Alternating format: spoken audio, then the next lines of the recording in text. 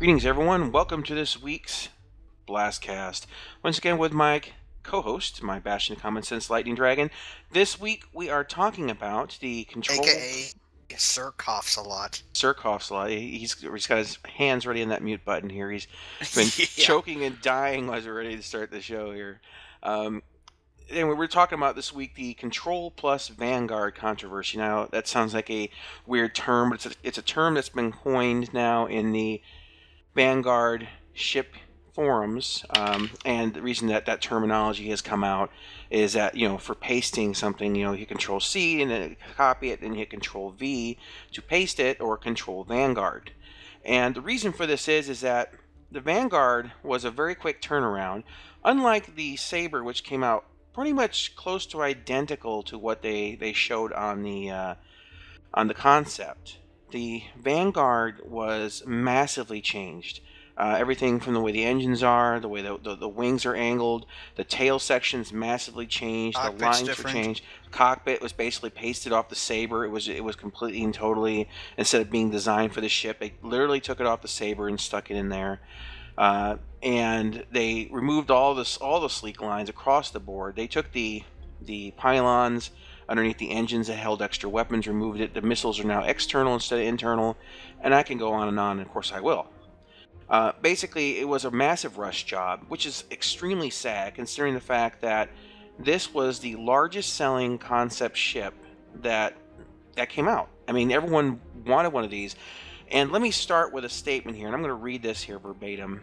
And this is taken from the original sales pitch. The Vanguard, working in conjunction with the UEE's Frontier Protection Program, they have made a number of the mil-spec Vanguard available to civilians. So, what they're saying there with that advertisement is that this is a military spec ship. The first time that CIG ever said that they were selling anything that was mil-spec, and because there was no civilian variant. So, what does that mean?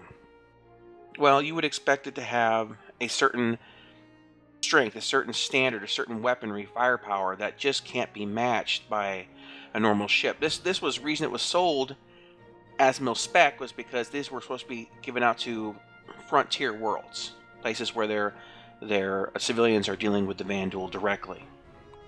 And what we got instead was something that's actually got significantly less firepower than even the Hornet.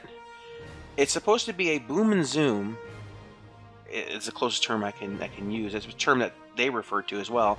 High speed, high damage, and lower maneuverability. Basically, you go in, you fire everything, and you keep going. I like to compare it to what you have as the attack airplanes. Think of like the twin-engine airplanes. So the first thing that comes to mind, because I played a lot of War Thunder, is the A-20G. But you could just think of the B-25 Mitchell. I mean, that was an actual medium bomber. But if you took out the bombs and you gave it guns, which there was variants that had them. Another one is the Do aircraft that Germany had. Yeah. And the what was it? With a big 111? Yeah, with the big cannons. There was a 111 that got turned into a night fighter. Unfortunately for the Germans, it didn't come with the specs they wanted. They wanted a twin-engine long-range attack fighter, but unfortunately it was too slow and didn't have enough power and didn't have enough like quote-unquote armor. But it was still a good airplane. It's just they delegated it to the night role, and that's when I look at the Vanguard it's your twin-engine bomber attack airplane. It's not designed to really dogfight, but it can do that if it must. And again, I compare these things to flight games because I've had more experience with actual flight games with World War II and things. But if you look at it in a space sense, oh, someone's behind you. Well, you just turn the ship around, and if you have enough thrusters, you can just do that, and then you point all your guns forward. Or if you have turrets, the pilot's maneuvers the vehicle. I was going to say plane maneuvers the vehicle slightly, so you get the maximum amount of turrets on your target. And that's the kind of the benefit with these space games, is you don't have to follow the same theories and things that you would if it was a aerodynamic flight sim game. True. Yeah, you got a lot more freedom to build ships to do things differently. And so what we have here is it describes it as initially developed as a bomber destroyer. The Vanguard is a hard-charging bulldog of a ship which features extensive forward-mounted weaponry designed to tear through the shields and armor of other spacecraft. Well, here's the thing. The weaponry it has. Now, I love the spread of the guns on the nose. Being able to hit with all four. If you hit with one, you're going to hit with all four. Pretty much guaranteed because they're so close together, and that does count for something. I mean, the chin turret, the chin Gatling gun is, first of all, it's ridiculously held on by like a popsicle. I don't know what the deal is with that. The thing needs to have be actually attached legitimately.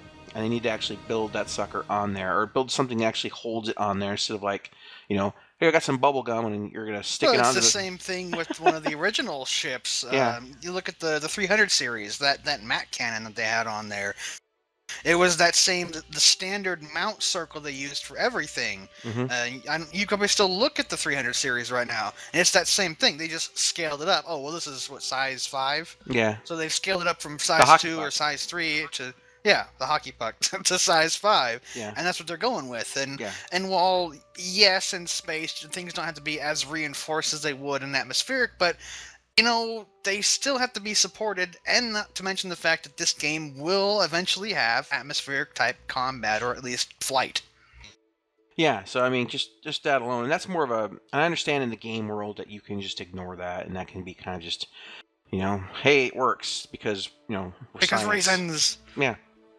But it looks very shoddy. I think that was the only thing when people were looking at the initial pitch, they were like, that gun needs to be done better because it looks flimsy. It looks like you turn and the mass of the gun will cause it to rip off the front when you made a turn.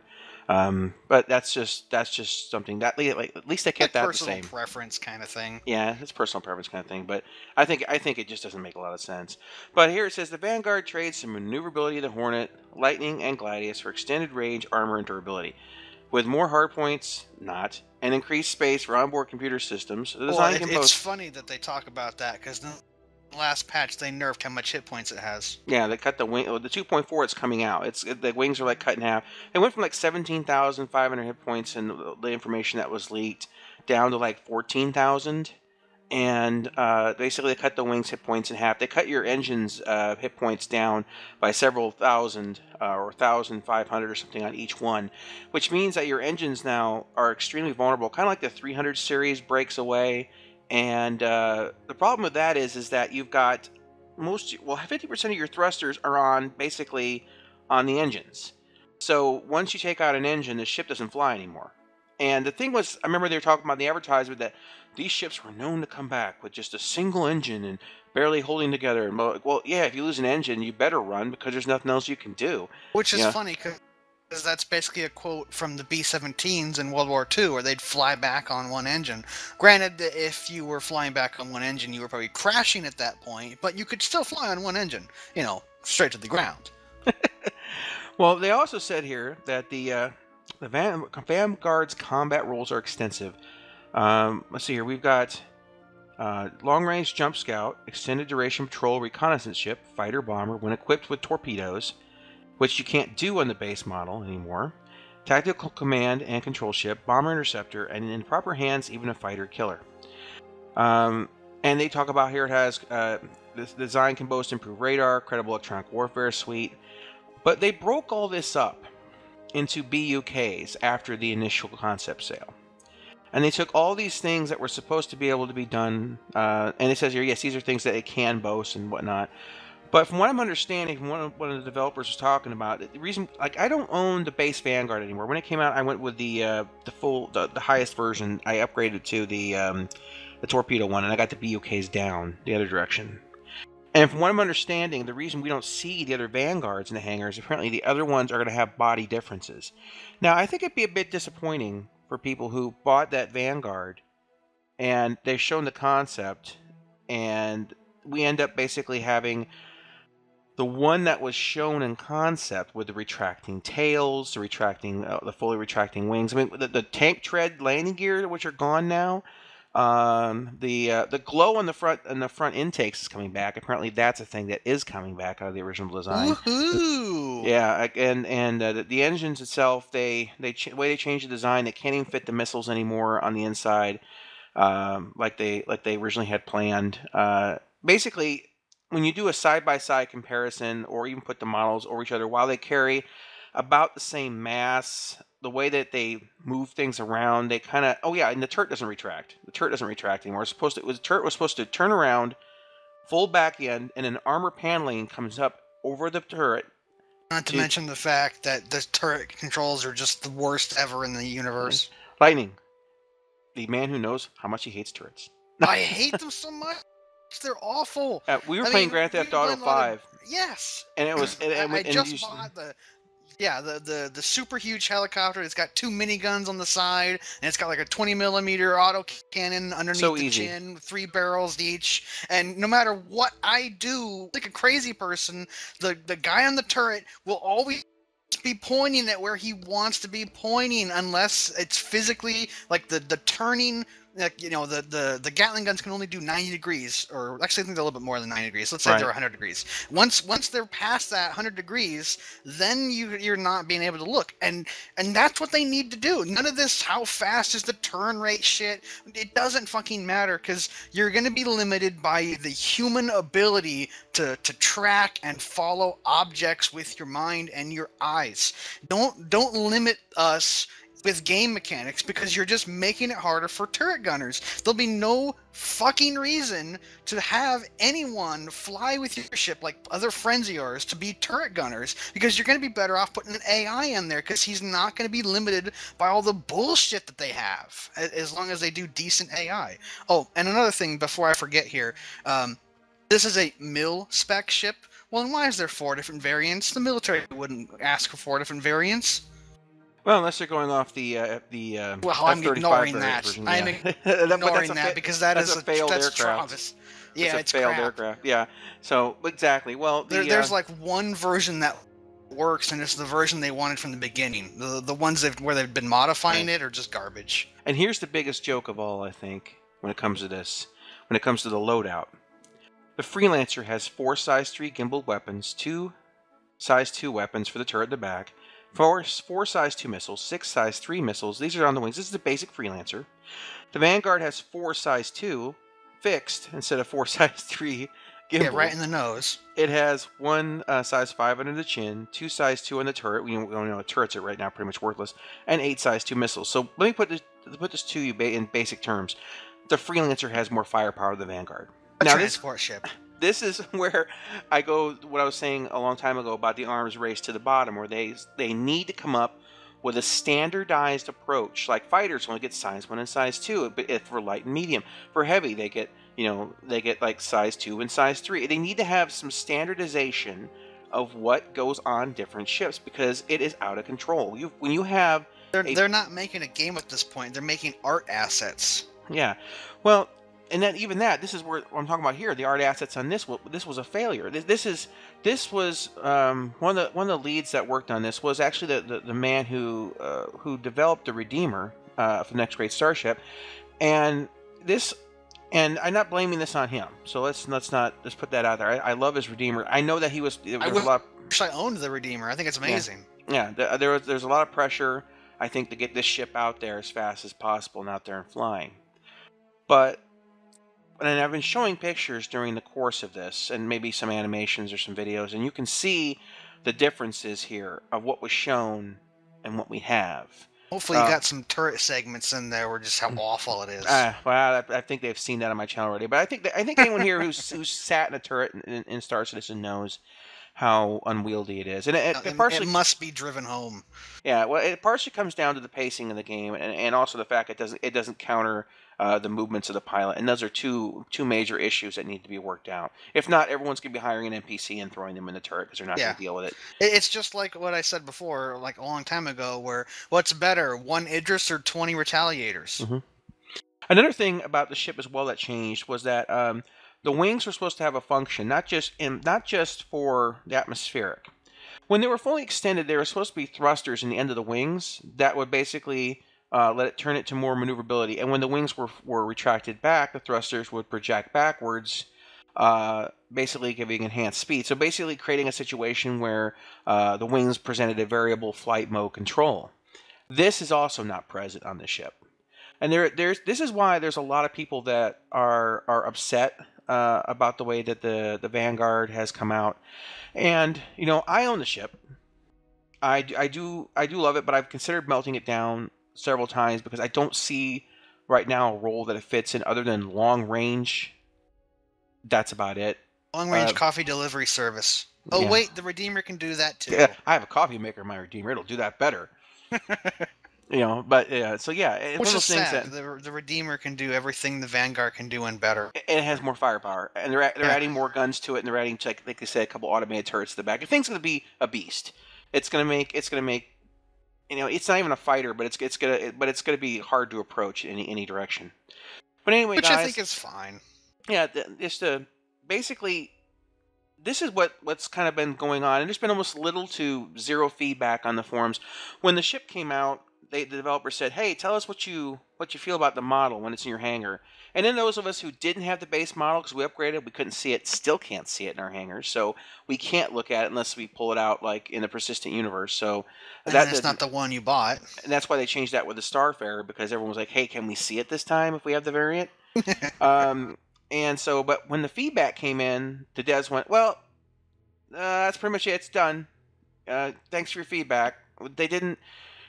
So little changes have been made. They folded the wings back a little bit more now when they retract, and I'll put a picture of that up here. And they used to stick out a bit more, but before they after basically shots said here if you can. Yeah, well, they basically said, "Hey guys, we know we copied and pasted almost everything on the ship. We copied the tail off the Retaliator. We copied the wings off the Saber. We copied the internals off the Retaliator. The internal panels and stuff.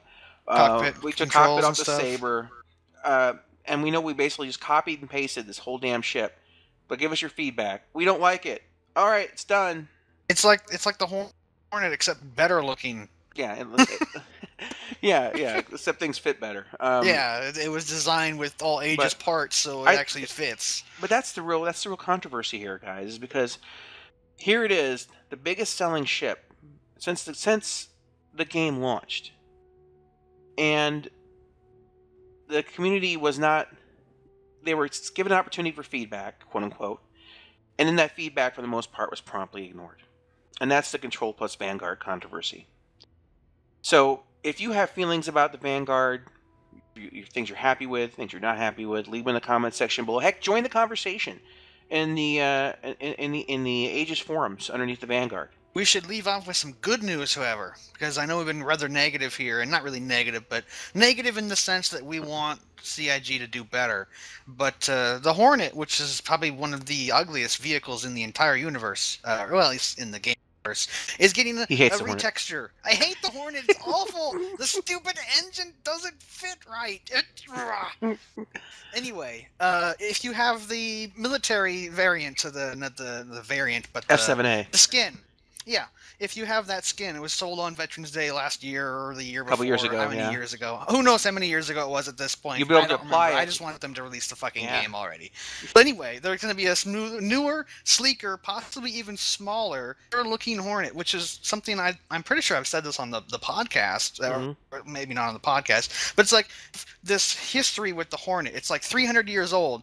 Why can't you just release the F7 Hornet W? It's the same Hornet you all know and love. Threw it back to the designers and said, "Make it better looking. We're tired of this ugly ship." I mean, and then you can just retroactive it, where like all previous owners are allowed the full upgrade to the newest, Hornet model. They can do that because the game's not out yet. It's still in development. So why can't you just upgrade stuff? But military skin, that's fine. So, look forward to a newer, sexier Hornet. They said it'll be sleeker. It'll be more organic looking. It'll have a different profile. But if you have the Veterans Day upgrade, which was like for $20 a couple years ago, when the F7A is basically finished, you'll be able to apply that Veterans Day upgrade to any of your Hornets, and boom, you've got yourself an F7C or an F7M that looks like an F7A. And you can have the newer, sleeker look, and the only real difference being is that with a different profile, it might have slightly different radar detectability, which might actually be ideal for you Stealth ghost variant. owners. Yeah, for the ghost users out there. We tried a random cast this week as a final note, but the audio was so messed up that I just couldn't put it up. It was towards the end of it. It was like a second and a half off or something. It was pretty bad.